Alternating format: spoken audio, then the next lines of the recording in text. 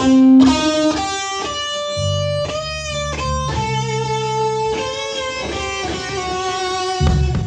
everyone, I'm Professor Presley, this is Theatrical Garbage, and this is a bit of a makeup video.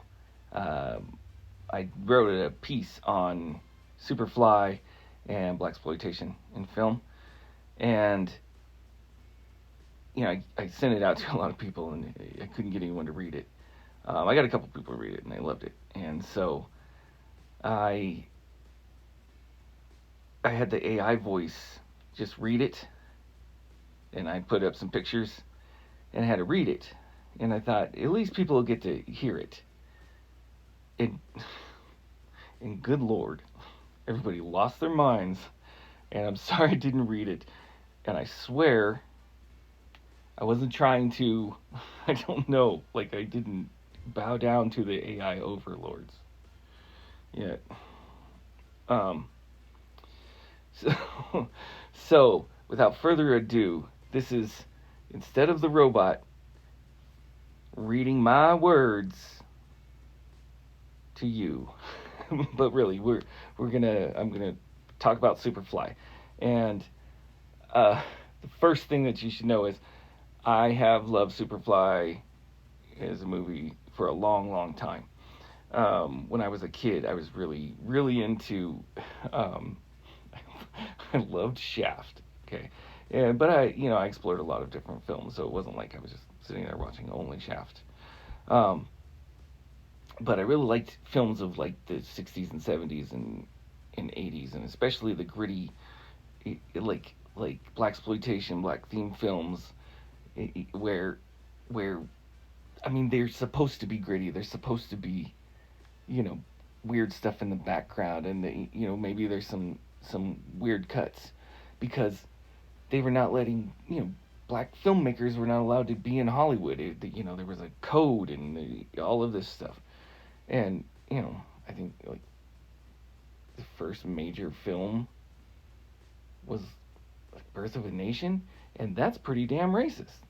So these guys were out there running around with cameras and making films that they could make, and they were badass. And so they were some of the films that inspired me, that I'm still doing today, is running around with a camera and filming.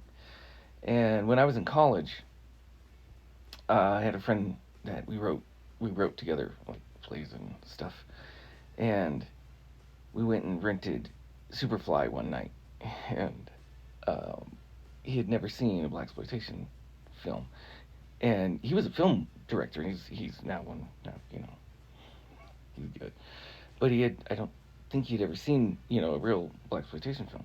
So we went to this video store, and it was really awesome. They had an actual blaxploitation film section. It was like an old style video store with tapes and stuff. So that's how long ago I was in college for this. Anyway, we watched Superfly, and his eyes like lit up, like probably on something, but it was awesome. So he got inspired by that, and he made like his costumes with it, and that led us into writing Alice in Harlem Land. And so, and it was really fun the way that we wrote it, because he would be at a typewriter and I'd be standing up and acting it out and saying it, and then he would, someone would catch his eye and be like, yeah, this is it. And it was, I think we did that for like, I don't know, a while. Anyway, we came out with that amazing, wonderful script that is Alice in Harlem Land, and so that's me, co-author. So, it was a deep dive. My whole life has been a deep dive study into it. The movie 3 the Hard Way, Jim Brown and Jim Kelly. Oh my God, that movie is awesome. So, I'm gonna read this to you, my piece. Stupid. Because I can't remember it all. And I don't just want to go off the cuff and then say something I already wrote. I'm going to pretend like you don't know. that I'm reading it.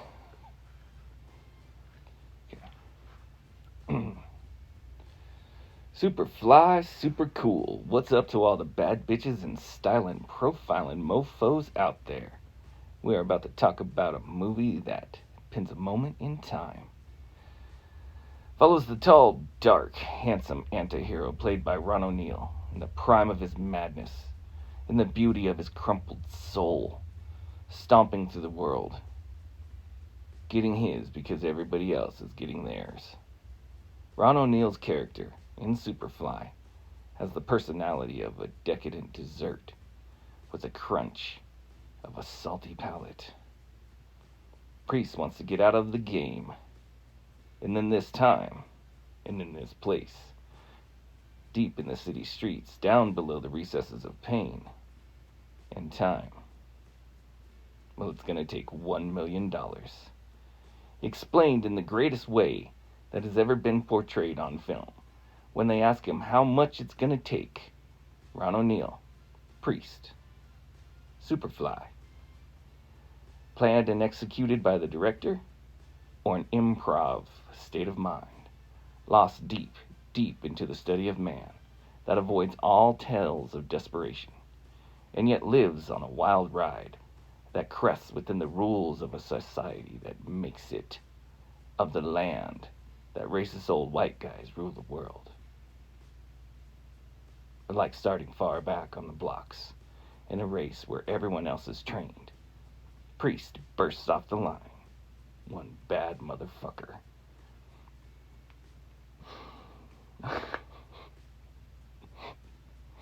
Oh my god, when they're like, how much is it gonna take?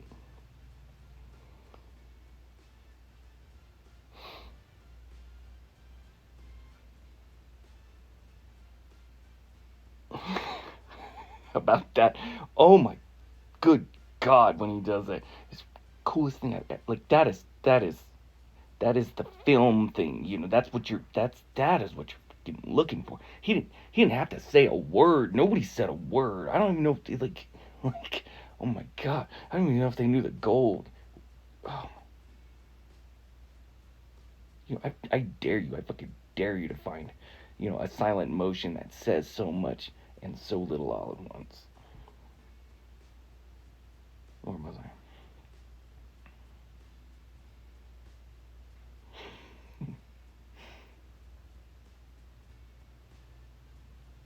That avoids all tales of desperation and that lives on a wild ride. That's, you know. Like starting far back on the blocks in a race where everyone else is trained, Priest bursts off the line as the bad motherfucker. He is kicking ribs and breaking jaws, going home to drip his love on a fine thing in his bed.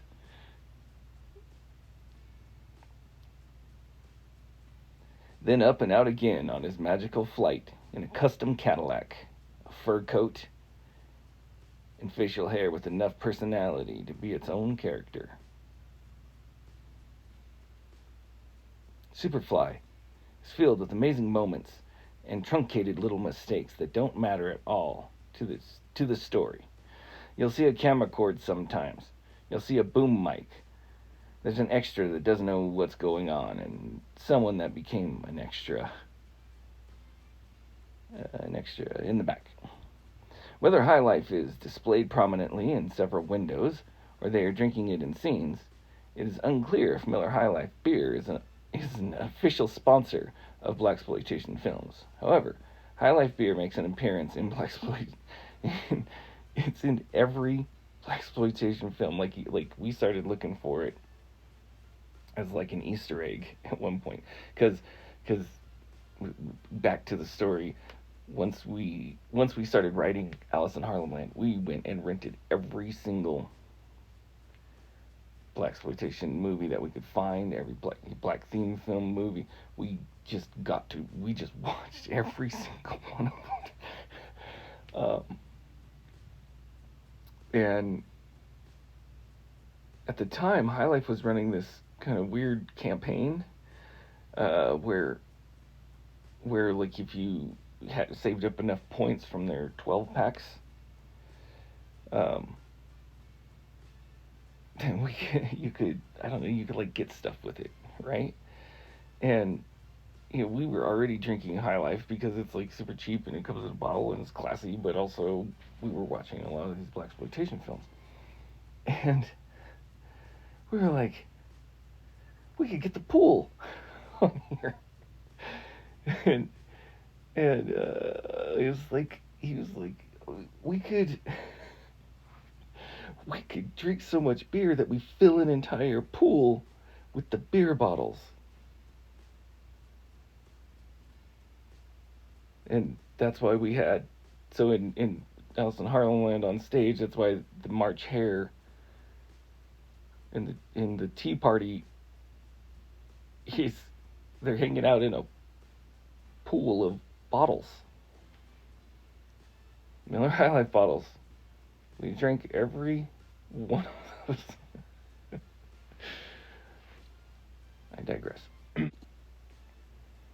Superfly, super cool. And if at any moment you question whether a priest is super or can actually fly, then sit right down there, my brother, and let me reveal to you the truth. And the truth, my brother, shall set you free. Take a sip of cup of coffee, a line of blow, do what you gotta do, but I'm about to tell you what you need to know. This is a scene where Ron O'Neal is chasing a dude down, and he jumps over a fence. Pause. Oh my god. So I tried to encapsulate in a line one of the hardest things that I don't know, I'm good, so I'm going to explain it. So if you've never seen Superfly, first of all, uh, go watch it, but good God. And I know you've seen this if you've seen Superfly and you're watching this. When Ron O'Neal jumps the fence, he's, he's going, oh my God, when he jumps the fence. That's so fucking cool. It's one of the, like, again, you can't do that now. You know, like a stuntman would die doing that, but not Ron O'Neal. Um, like, okay, wasn't so convincing in Red Dawn. Is like a Cuban dictator. I mean, he did it. It was great. But as priest, which by the way, Presley, like Professor Presley, priest. Presley means priest. And that's where the similarities stop between Youngblood Priest and I. I am an ordained minister, though, if I haven't mentioned that 1,000 times.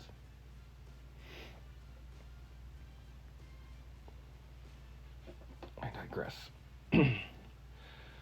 Ron O'Neal. It's apple juice.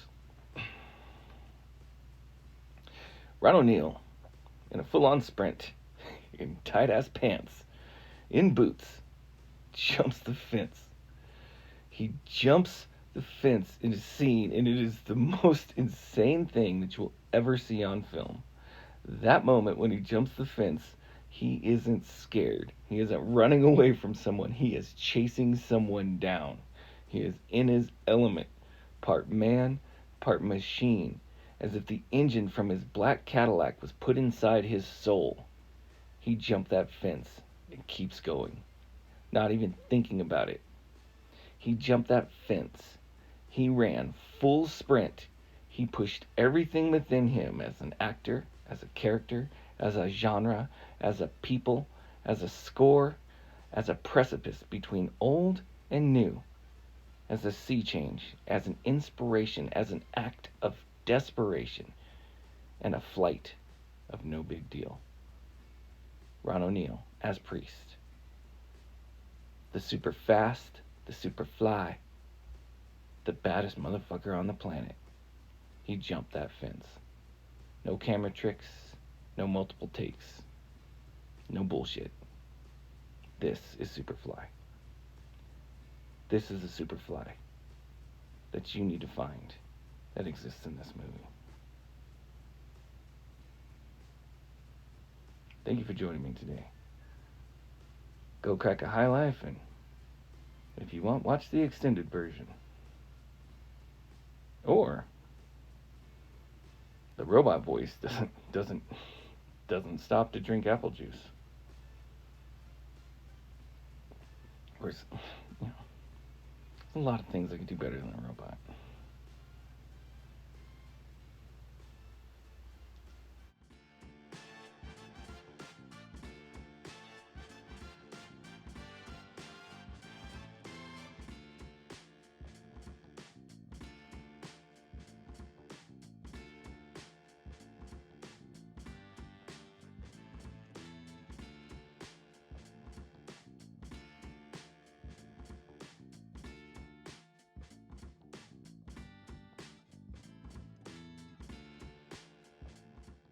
Superfly, a timeless masterpiece of blaxploitation cinema. Superfly, the iconic 1972 blaxploitation film starring the incomparable Ron O'Neal. This is an electrifying and gritty ride that has stood the test of time with its pulsating soundtrack, stylish visuals, and a captivating performance by O'Neal.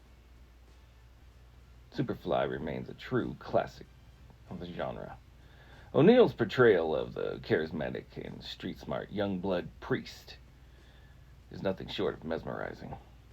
From the moment he graces the screen, O'Neal commands attention with his undeniable presence, effortlessly embodying the essence of a smooth-talking hustler, seeking to escape the clutches of his dangerous lifestyle. Superfly boasts memorable dialogue and a gripping narrative that delves into the complexities of the drug trade, poverty, and the quest for freedom.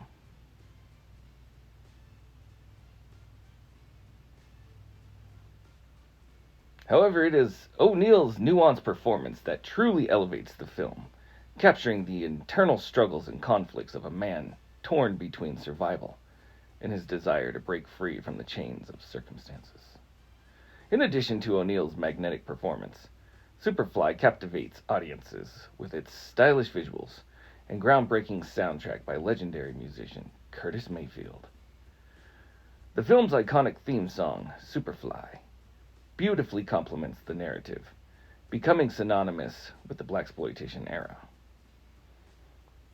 However, for my money, I think probably the greatest song ever written is Pusher Man, and Curtis Mayfield is just he's a treat. I mean, he is a joy. And so Superfly's director, Gordon Parks Jr., skillfully captures the vibrant streets of 1970s Harlem, immersing viewers in a world filled with danger, glamour, and a sense of urgency. The film's raw and unfiltered depiction of urban life resonates even today, making Superfly a timeless exploration of social issues and the pursuit of personal liberation. Superfly remains a cultural touchstone, inspiring subsequent generations of filmmakers and artists with its bold storytelling and unapologetic portrayal of African American experiences. Ron O'Neal's performance as Youngblood Priest is a true masterclass in acting, showcasing his range, charisma, and undeniable talent. Superfly is an absolute must-watch for cinephiles and fans of blaxploitation genre alike. Ron O'Neal delivers a defining performance that captivates audiences with his magnetic screen presence. The film serves as a testament to the enduring power of storytelling and the undeniable impact of Ron O'Neal's talent. Superfly stands tall as an exhilarating cinematic experience that continues to resonate and inspire.